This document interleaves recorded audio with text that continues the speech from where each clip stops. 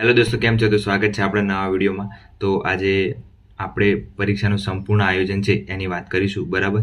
એમાં પરીક્ષામાં કેટલો સમય મળશે, બરાબર, કેટલા સમય વિષય સાથે તૈયારી કરવી, પછી દોડનો કેટલો ટાઈમ આપવો, પછી કયા સબ્જેક્ટ સાથે સાથે કરવા, બરાબર, અને કયા સબ્જેક્ટનું વધારે પ્રાધાન્ય આપવું, અને કેવી રીતની આપણે સમય કેટલો છે લિખિત પરીક્ષાનો, એ બધું આ વિડીયોમાં આજે કવર કરી લઈશું, બરાબર. તો વિડીયોમાં લાસ્ટ સુધી બન્યા રહેજો, અને વિડીયો એન્ડ સુધી જોશો તો તમને A to Z બધી વસ્તુ માહિતી મળી રહેશે કે કયા કયા સબ્જેક્ટને વધારે ઇમ્પોર્ટન્ટ આપવું, બરાબર, અને કેટલા કલાક વાંચવું, ટાઈમ ટેબલ કેવી રીતનું બનાવવું, અને સવારે કેટલા વાગે ઉઠવું, ત્યાં સુધીને કેટલા સબ્જેક્ટ કયા સબ્જેક્ટ કરવા, બરાબર. PSI અને કોન્સ્ટેબલ બંને માટેનું છે.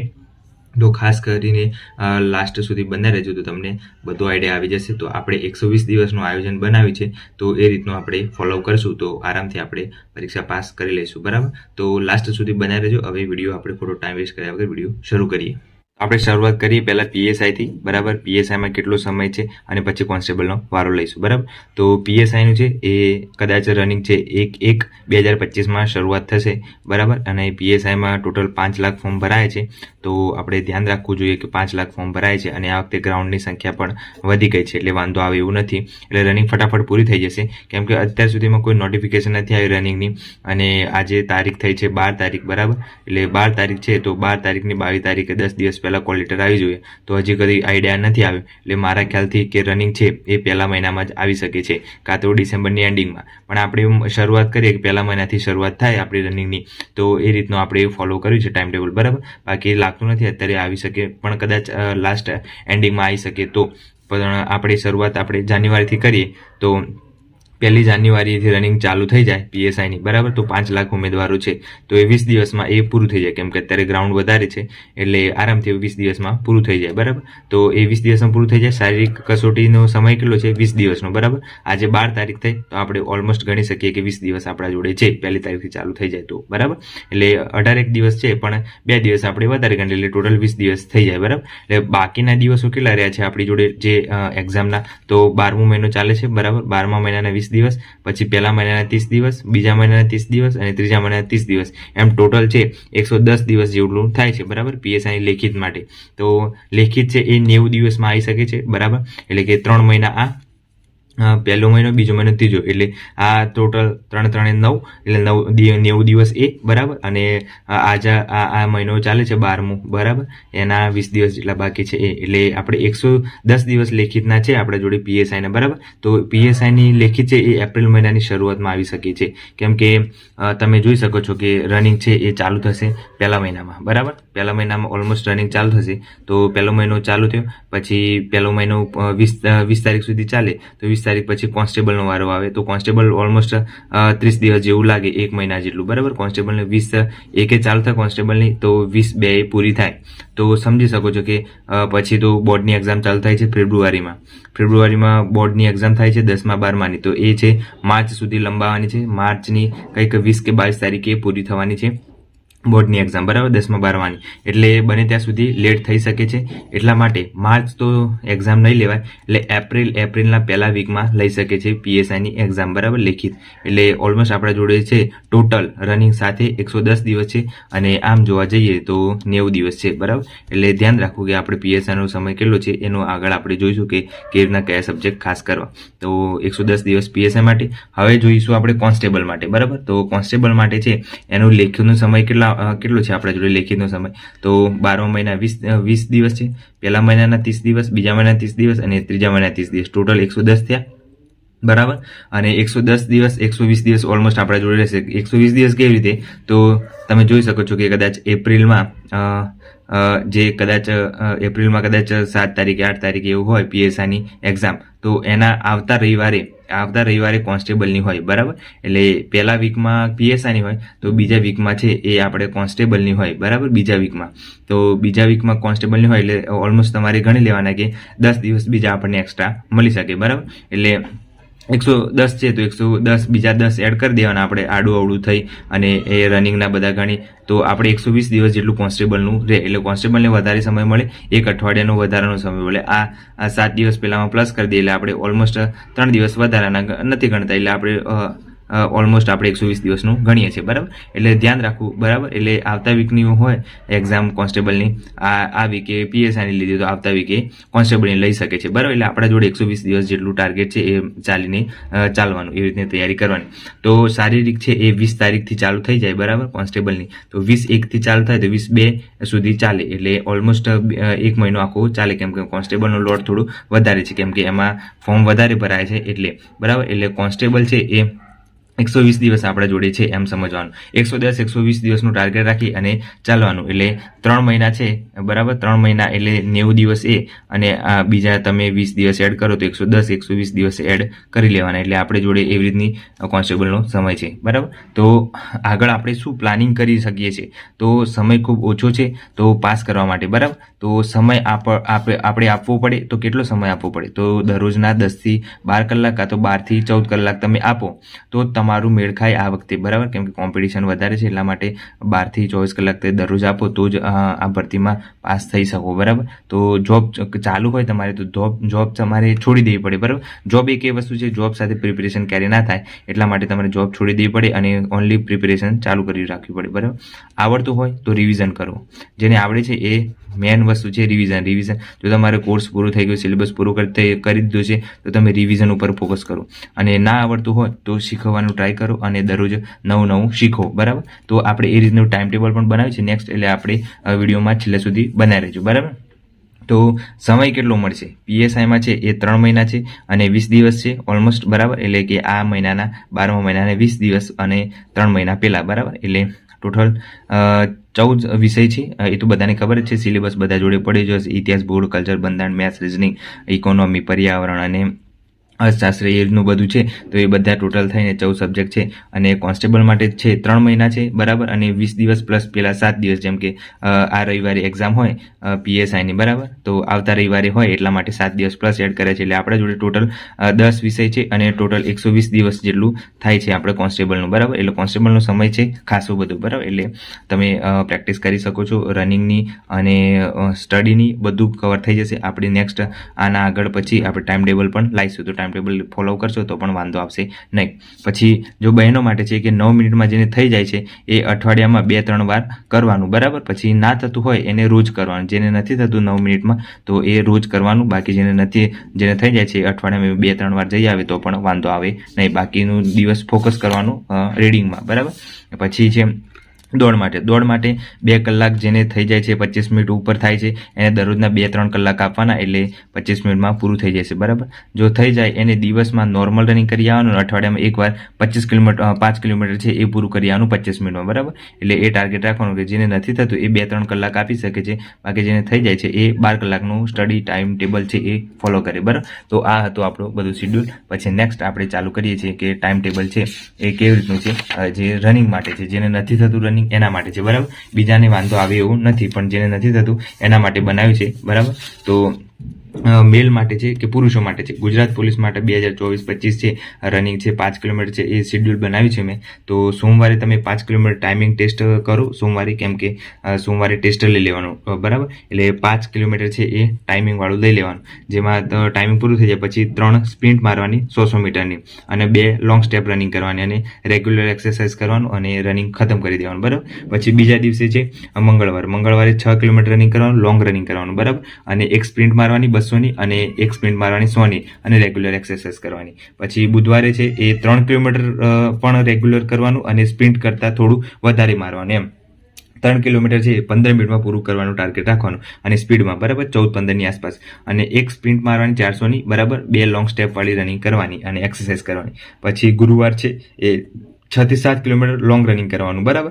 અને શુક્રવાર છે એ 3 કિલોમીટર ફાસ્ટ રનિંગ કરવાની અને સ્પીડમાં વર્કઆઉટ કરવાનું બધું, અને 3 કિલોમીટર ફાસ્ટ રનિંગ કરી દેવાની. પછી શનિવારે છે એ 8 થી 10 કિલોમીટર રનિંગ કરો, લોંગ રનિંગ કરો, બરાબર. લોંગ રનિંગથી તમારું સ્ટેમિના આવે અને લેગની જે એક્સરસાઇઝ હોય એ કરવાની. અને રવિવાર છે એ રેસ્ટ લઈ લેવાનું. જેને આ એટલા માટે બનાવ્યું છે ટાઈમ ટેબલ કે જેને નથી થતું 5 કિલોમીટર એના માટે છે. બાકી જેને થઈ જાય છે આ ના ફોલો કરે તો વાંધો નહીં, બરાબર. પણ જેને નથી થતું એ આ ટાઈમ ટેબલ ફોલો કરી શકે છે. પછી જે ફિમેલ માટે જે છોકરીઓને 1600 મીટર દોડવાનું છે એ જેને નથી થતું એના માટે આ શેડ્યુલ બનાવ્યું છે. જે સોમવારે છે 1600 મીટર રનિંગ બરાબર ટેસ્ટિંગ વાળું બરાબર, અને 2 સ્પ્રિન્ટ મારી 100-100ની તો પણ થઈ જાય, અને એક લોંગ સ્ટેપ વાળી 100 મીટરની મારી શકે છે. પછી મંગળવારે છે 400 મીટરનું 6 રાઉન્ડ મારવાના બરાબર. 6 રાઉન્ડ મારશો એટલે 4 ઓલમોસ્ટ 2200 કાં તો 2500 તમે રનિંગ એટલે 2 કિલોમીટર 2.5 કિલોમીટર જેટલું રનિંગ થશે બરાબર. એટલે એક સ્પ્રિન્ટ મારવાની 100ની અને એક લોંગ સ્ટેપ વાળું મારવાનું. પછી બુધવારે છે 2 કિલોમીટર રનિંગ રેગ્યુલર કરતાં થોડુંક વધારે સ્પીડમાં મારવાનું. થોડું જો આપણે જે આ જ કર્યું નોર્મલ એ બીજા દિવસે સ્પીડમાં કરવાનું 2 કિલોમીટર બરાબર. પછી ગુરુવારે 1600 મીટર સ્લો ફાસ્ટ એમ પહેલું સ્લો લેવાનું બરાબર, બીજું ફાસ્ટ લેવાનું, ત્રીજું રાઉન્ડ સ્લો લેવાનું અને ચોથો ફાસ્ટ લેવાનું. એ રીતના સ્પીડ વર્કઆઉટ કરવાનું. પછી શુક્રવારે છે 400 મીટર કરવાનું, એ 6 થી 7 રાઉન્ડ મારવાના બરાબર, અને 2 સ્પ્રિન્ટ મારવાની 100-100ની બરાબર. અને શનિવારે છે 2 કિલોમીટરથી 3 કિલોમીટર લોંગ રનિંગ કરવાનું અને લેગની એક્સરસાઇઝ કરવાની, અને રવિવારે આરામ કરવાનું બરાબર. તો આ હતું છોકરીઓનું આપણું જેને નથી થતી 5 કિલોમીટર એના માટે, અને છોકરીઓને નથી થતું એના માટે આ ટાઈમ ટેબલ બનાવ્યું છે, તે ખાસ કરીને ફોલો કરજો બરાબર. તો વાંધો આવશે નહીં. તો આજ માટે આવી રીતે છે. પછી બીજું છે કે વિષય હવે આપણે મેન આ છે લિખિત માટે પરીક્ષાનું આયોજન બરાબર. એ પીએસઆઈ અને કોન્સ્ટેબલ બંને માટેનું બનાવેલું છે.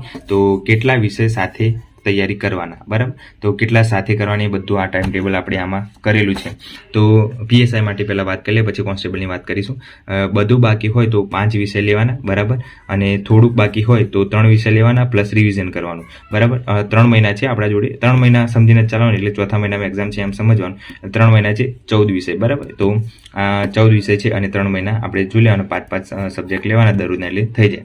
પછી છે કલાકો કેટલા લેવાના, તો ટોટલ 12 કલાક વાંચવાનું છે આપણે. તો 3 કલાક ગણિતને આપવાના. એટલે પીએસઆઈમાં 50 માર્ક્સનું ગણિત છે, તો એક સબ્જેક્ટ છે એ પાર્ટ એ માંથી લેવાનું, બીજો સબ્જેક્ટ છે પાર્ટ બી માંથી લેવાનું. એ રીતના પાર્ટ એ અને પાર્ટ બી માંથી. તો પાર્ટ બી માંથી આપણે બંધારણ લઈ શકીએ, કેમ કે બંધારણને 3 કલાક આપવાના, 3 કલાક ગણિતને આપવાના, પછી 3 કલાક નબળો જે આપણો સબ્જેક્ટ હોય એ એક વિષય નબળો હોય એને આપવાના. એટલે 3 9 અને 3 કલાક છે એ આપણે જેટલું બધું કર્યું એને 3 કલાક રિવિઝનમાં આપવાનું, કેમ કે જેટલું કર્યું છે એને પાછું આપણે એટલી યાદ પણ કરવું પડશે, એટલું પચાવવું પણ પડશે બરાબર. એટલે 50 માર્ક્સનું ગણિત, 25 માર્ક્સનું આ, 50, 60, 70, 75 માર્ક્સ આ થાય, અને નબળો સબ્જેક્ટ હોય બરાબર.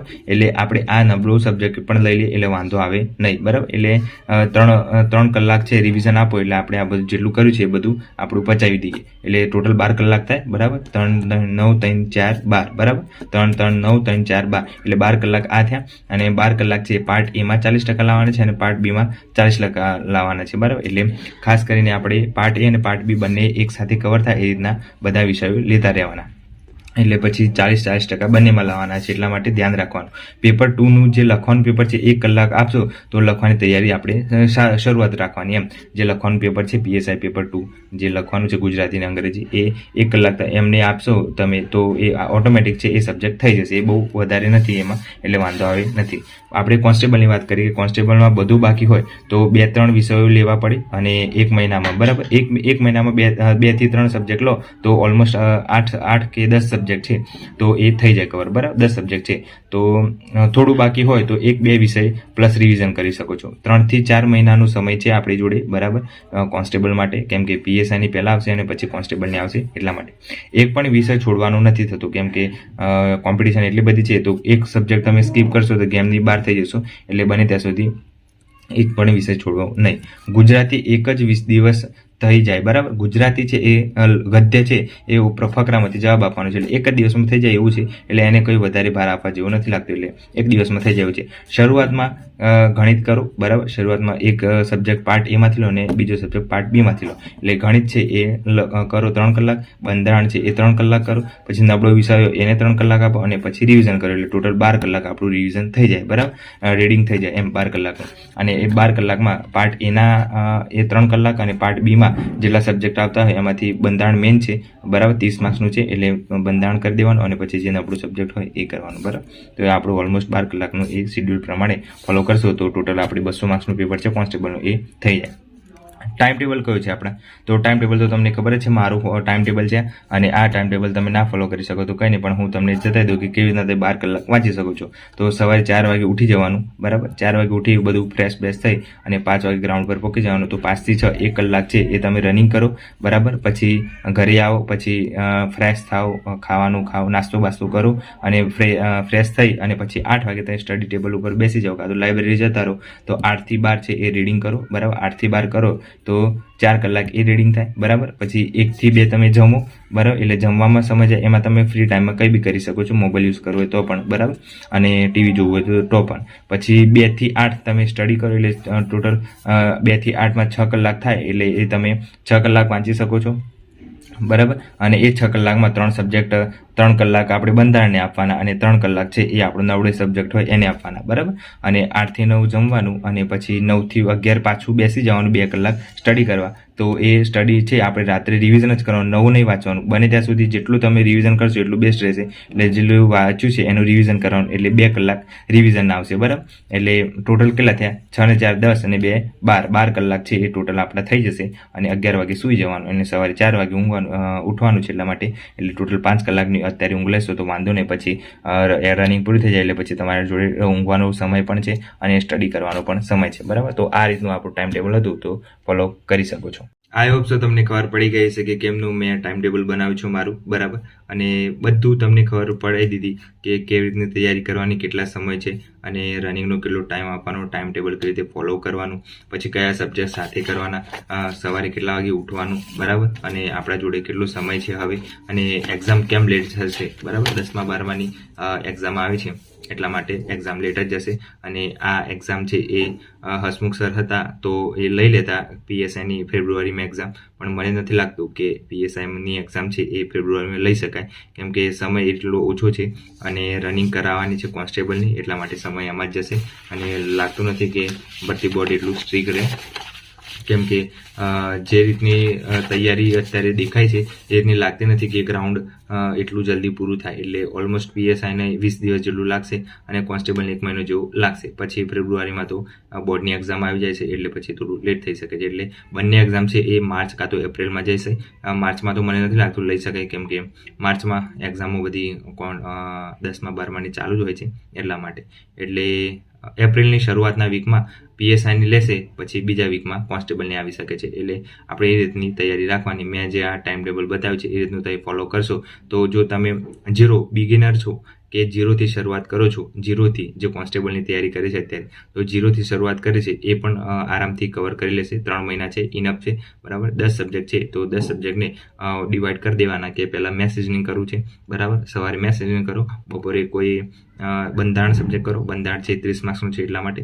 અને પછી નબળું સબ્જેક્ટ હોય જેમ કે ઇતિહાસ, ભૂગોળ, કલ્ચર, એમાંથી કોઈ પણ સબ્જેક્ટ કરી શકો છો, બરાબર.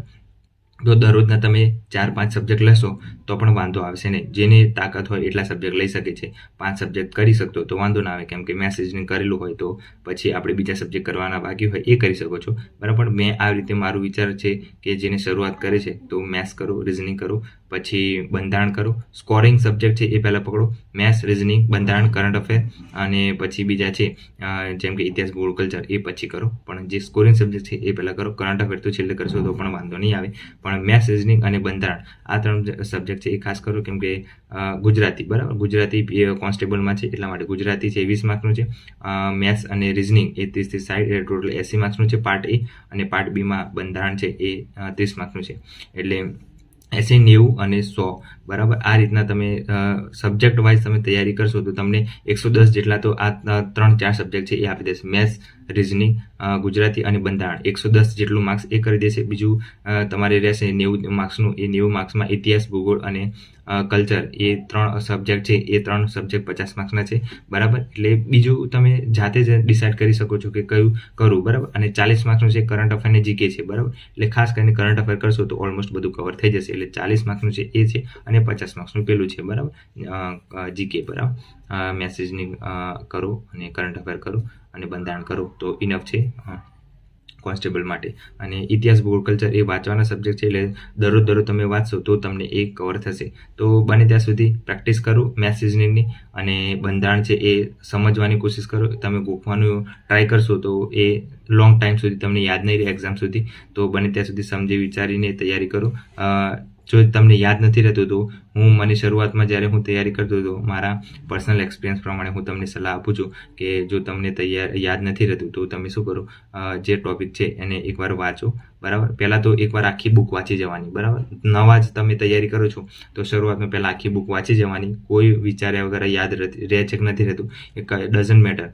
તમારી શરૂઆતમાં આખી બુક વાંચી જવાની ભડભડાઈ, અને 1-2 દિવસમાં પૂરી કરી દેવાની. પછી બીજી વાર તમે જ્યારે એ બુકને લઈને બેસો છો ત્યારે પ્રિપેરેશન કરવાની અને લખીને તૈયારી કરવાની કે આજે આ કરવાનું છે, આજે આ કરવાનું છે, બરાબર. તો આ ટોપિક કરવાનું હોય આપણે, જેમ કે બંધારણમાં અમુક કરવાનું છે તો અમુક લખવાનું, અને પછી અમુકમાં શું શું આવે છે, જે તારીખ આવતી હોય, જે મેન દિવસો આવતા હોય, એ બધું આખો ટોપિક છે એ લખીને તૈયારી કરવાની. લખીને તમે તૈયારી કરશો તમને યાદ આવશે કે મેં આ લખ્યું હતું એમ. એટલે જેટલું તમે લખીને 1 વાર, 2 વાર, 3 વાર, છેલ્લે ચોથી વાર તમે મોઢે લખશો તો ઓટોમેટિક તમને યાદ રહી જશે. આઈ હોપ સો તમે સમજી શકો છો કે સમય નથી, પણ તમે એકવાર એવી રીતે લખીને તૈયાર કરશો તો આખી જિંદગી તમને કોઈ કંઈ યાદ કરીને આ ઊંઘમાંથી ઉઠાડશે તો પણ તમને યાદ રહી જશે. પણ એકવાર તમે ટ્રાય કરી જોજો, એક ટોપિક લખી અને 1 વાર 2 વાર લખો, લખીને તૈયારી કરો તો તમને જલ્દી યાદ રહી જશે એમ. એટલે મારું પર્સનલ એક્સપિરિયન્સ છે, મને યાદ નહોતું રહેતું જ્યારે હું તૈયારીમાં આવે ત્યારે હું પછી ધીરે આ પેટર્ન ફોલો કરી તો પછી મને ધીરે યાદ રહી ગયું, બરાબર. અને દિવસનું દરરોજ રિવિઝન કરો. રિવિઝનના 4 ફોર્મ્યુલા યાદ રાખવાના. એક જે સવારે આખો દિવસ વાંચ્યું છે, બરાબર, એ રાત્રે રિવિઝન કરવાનું, બરાબર. સવારે ઉઠી અને પાછું જે વાંચ્યું હતું એને એકવાર પાછું જોઈ લેવાનું ફાસ્ટ, બરાબર, એ બીજું રિવિઝન. પછી વીકલી એટલે કે અઠવાડિયામાં એકવાર રવિવારે રાખવાનું, જેટલું આપણે સોમથી શનિ કર્યું છે એ રવિવારે આખું રિવિઝનનો દિવસ રાખવાનો, એટલે એ ત્રીજું રિવિઝન. અને એક મંથલી રિવિઝન રાખવાનું, બરાબર. મંથલીના 2 દિવસ રાખવાના, શનિ રવિ, છેલ્લા 30 તારીખ હોય તે 28, 29, 30, બરાબર. તો એ દિવસોમાં રિવિઝન કરી લેવાનું, બરાબર. એટલે આ 4 રિવિઝન જેને થાય એને સમજી લો કે એક્ઝામ આવે કે આવતા વર્ષે એક્ઝામ આવે તો પણ એ ક્યારેય ભૂલી ના શકે. તો બને ત્યાં સુધી એવી રીતની પ્રેક્ટિસ કરવાની. રિવિઝન ખાસ ઇમ્પોર્ટન્ટ છે. ઘણા ખરા સિલેબસ પૂરું કરી દે છે કે મને આ પૂરું થઈ ગયું છે મારું સિલેબસ, પણ જ્યારે એને પૂછવામાં આવે કે શું તૈયાર કરી છે, આમાંથી આ ટોપિકમાંથી જવાબ બોલ, તો એ નથી બોલી શકતો. એનું કારણ એ છે કે રિવિઝનનો અભાવ. તો બને ત્યાં સુધી રિવિઝન, આ 4 રિવિઝન જેને ફોલો કરે એ આજીવન કોઈ દિવસ એને ભૂલાતું નથી, યાદ રહે છે, બરાબર. તો ઇતિહાસ, ભૂગોળ, કલ્ચર છે એ વાંચવાના સબ્જેક્ટ છે, એટલે તમે જેટલું એનું રિવિઝન દરરોજ આમ જોશો તો તમને યાદ રહેશે. બાકી એક દિવસ વાંચવાથી નહીં યાદ રહે. એટલે બને ત્યાં સુધી એનું દરરોજ રિવિઝન કરો, અને દરરોજ કરો, એક દિવસ બગાડો નહીં. અને વીકલી તમે અડધો દિવસ બગાડો છો તો પાછો અડધો દિવસ તમે તમારા સ્ટડીમાં એને એડ કરી લો, બરાબર. પણ સમય નથી એટલા માટે તૈયારીમાં જોડાયેલા રહેજો, બરાબર. તો આ થોડી મારી સલાહ હતી, તો તમે યુઝ કરી શકો છો, બરાબર. અને આ ટોટલ પ્લાનિંગ હતું આપણે 110-120 દિવસનું, તો ખાસ અનુકૂળ આવે તો તમે ફોલો કરી શકો છો. તો બીજા કોઈ વિદ્યાર્થીઓ તૈયારી કરતા નવી, એમને આ વિડીયો શેર કરી દેજો, અને એમને પણ યુઝફુલ થશે, કેમ કે આ એમને આઈડિયા ના હોય કે કેવી રીતના શું પ્લાનિંગ કરવું, બરાબર. તો આપણે આ પ્લાનિંગનો વિડીયો બનાવ્યો તો ઘણા સમયથી બનાવો એમ ટ્રાય કરતો હતો, આજે ફાઇનલી આપણે બનાવી દીધું. તો આજ માટે આટલું રાખીએ, અને ચેનલ પર નવા તો સબસ્ક્રાઈબ કરી દેજો. અને આપણી ટેલિગ્રામ ચેનલ છે એમાં બધી આઈએમપી નાખતો જાઉં છું, બધા સબ્જેક્ટની બધું, તો એ જોઈન કરી લેજો. અને નીચે લિંક મૂકેલી છે આપણી, ત્યાંથી જોઈન કરી લેજો, બરાબર. તો આજ માટે આટલું રાખીએ. ચેનલ પર નવા તો સબસ્ક્રાઈબ કરી દેજો. જય હિન્દ, જય ભારત.